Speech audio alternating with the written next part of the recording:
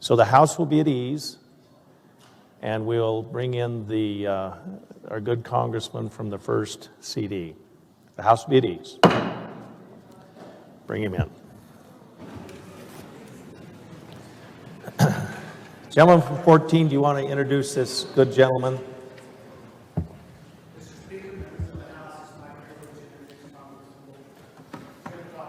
Welcome to the House.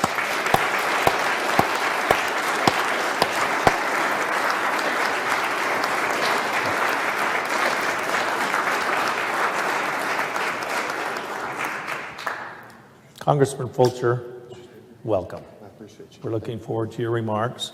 The time is yours, and we look forward to it. Go ahead. Please be seated. I always feel self-conscious when people stand up for me. I don't feel like I'm worth that. I was talking with Cliff Bayer. You might remember him. We served together here for a number of years. About every time I walk into this building, the hair stands up on the back of my neck. But now it just has that feeling of just a little bit more like home. Hair's still standing up, but feels like home. It's my understanding you've already heard from our two United States senators. And I wanted to just share with you, we do work together pretty well. No thanks to me, your delegation in Washington, D.C. punches well above its weight. There's only 4 of us, and when you compare that to 50-some people from California and 30-some from Texas, if we're going to have an impact, we'd better be firing on all cylinders and working together well, and we do. But you've already heard from the Senate Chairman on Foreign Relations, Senate Chairman on Banking, and you have a House member that's a senior member on Appropriations, and then you got me. But we do work together well, and you just need to in those circumstances. So as you know, I spent a few years in this building myself, and I heard quite a few speeches from members of the federal delegation in settings just like this. So to prepare for today, I just tried to mentally go back in time and say, okay, what would I have wanted to hear when I was sitting there in terms of what I know now? So what I'm about to say is not it. Instead, I want to just share a perspective. That's all this is. This is a perspective. But it does come from someone that has been a participant both at the state and now the federal level. The first thing is a reminder. State government was never intended to serve the federal government. It's the other way around. And I know sometimes, probably right about now, it doesn't feel like it. But I want to share maybe that perspective on how we got here. To do that, we need to go down memory lane just a little bit. In the history of American expansion as it went west, statehood had some prerequisites. One of those prerequisites was how the territory, how the geography, how the resources, how the landmass was managed. Prior to the Civil War, if a territory wanted to be a state, it needed to agree that it would manage that resource base within the boundaries. After the Civil War, we had a debt-laden, war-weary Congress. They did not want to relinquish mineral rights in the West, and they did not want to have to risk the recently defeated South rising again in the West. So those prerequisites changed. And post-Civil War, the prerequisite became that the new state must agree that the federal government hold the land in trust. So why the history lesson? First of all, most people don't know that. Secondly, when it comes to governance, especially your job and my job, it changes everything. Think about it for a second. All states have the same constitutional requirements. For example, providing public schools. Most states utilize a very broad-based property tax to do that. But not all states have access to that, like Idaho. So, in order to fulfill some of our obligations, we need subsidies.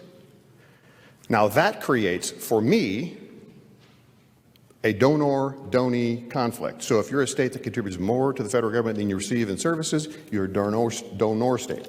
Idaho is a donee state. That's a conflict for me as I go about my job. Federal ownership has necessitated the expansion, and in some case, the creation of massive federal bureaucracies, in some cases agencies. Think about Department of Interior, EPA, Agriculture, the list goes on. It's put the federal government in competition with state and private interests. And yes, it's easier to get that permit for anything having to do with logging or mining or even clearing up fuel load. It's easier to get the permit when you own the property. So how would this impact your job specifically? Okay, so let's say you come to work and you serve on JFAC. You have to balance your budget using multiple federal sources. You go to Health and Welfare, commit transportation. You immediately have to check into the requirements necessary to qualify for that federal grant or that federal match, whatever. When I go to work, I've learned, I do so knowing that most of my colleagues don't give a rip about Western state grants, PILT money, heaven forbid SRS funding, until there's a special appropriation for wildfire suppression, then it raises up on the radar. Federal ownership changes everything in how we govern. And I don't bring this up to second guess our predecessors back in the 1800s. They did what they did for a reason. I'm not here to debate that, good or bad, but I want to point out that we, the collective we here, do not look at governance the same way or from the same vantage point that our colleagues across the country do. We interact much more and have much more dependency on federal channels than do our colleagues across the country. We've got to recognize that and factor it into our decision-making process. So myself, my office, staff, we interact with federal agencies all the time. We have to. The approach that we take when we are confronted with this is like, okay, once upon a time, you chose to be a landlord in our state. There's responsibilities that comes with being a landlord. Either be responsible or else allow us the access to the resources so we can do it ourselves. That said, the reality is, and the situation is, we really do need to work together to wisely manage what we have. By their own admission, the leadership of the Department of Interior and Ag, by their own admission, they do not have the resources to do it themselves. They need us. This is where Idaho really is leading the way. Good neighbor authority, shared stewardship, roadless rule. These are all things that are largely pioneered right here in Idaho. And we're on the front end of that. And right now, I'm very thankful that there's an administration and leadership, at least on the DC front, that's very eager. They reach out to us as much as we reach out to them, if not more. So enough on that topic. I want to shift gears for just a second to another topic. You may have sensed that there's a little bit of conflict in Washington, D.C. There is. It's often portrayed as simply Republican versus Democrat. And there's certainly some of that.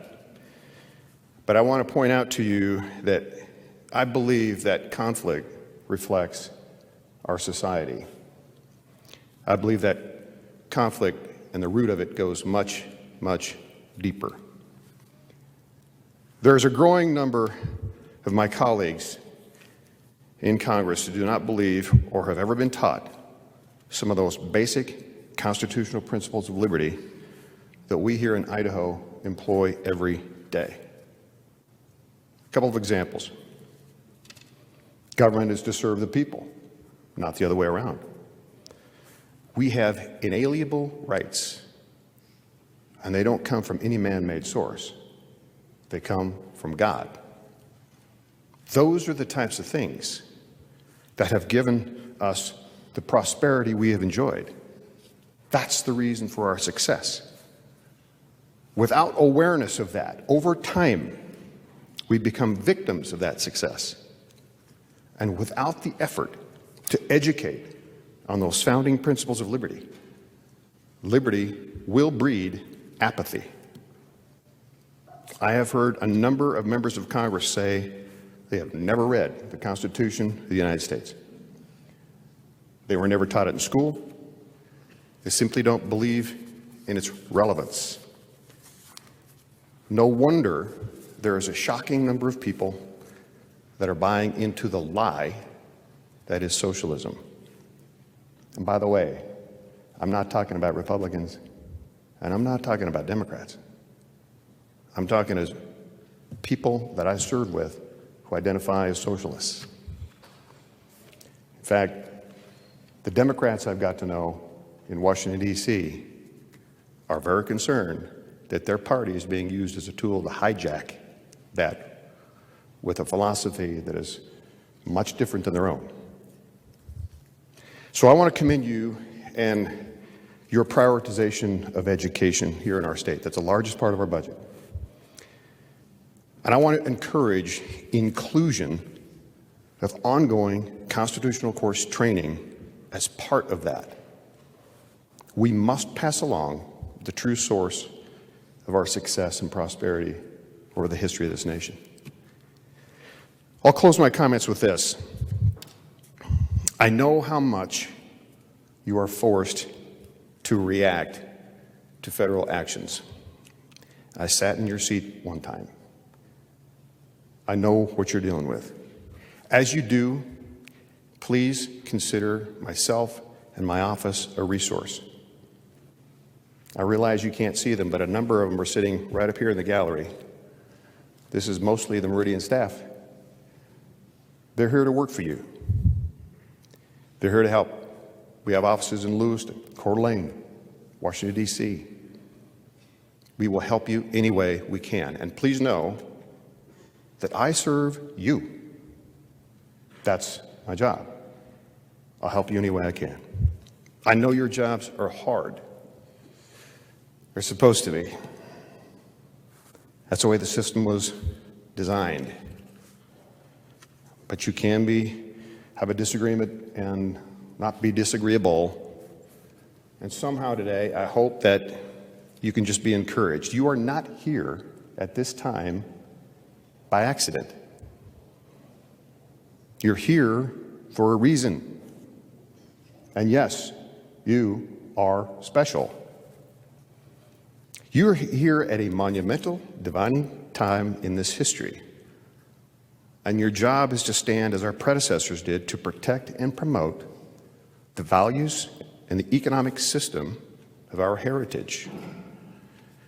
You're here because you know our country. You know America is special. You know Idaho is special. And it's worth fighting for. I want you to know that you're not alone. Together, we will do that. God bless you. Thank you. Mr. Speaker, thank you.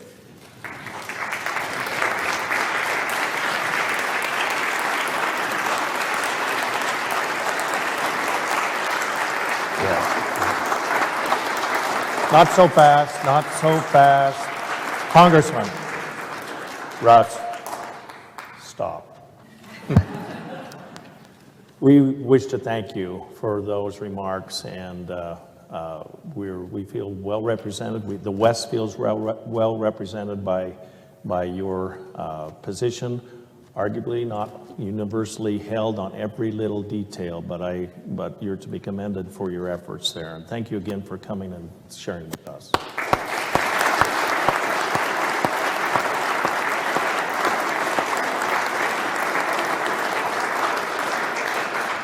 And Mr. Bayer, it's good to see you back in these chambers as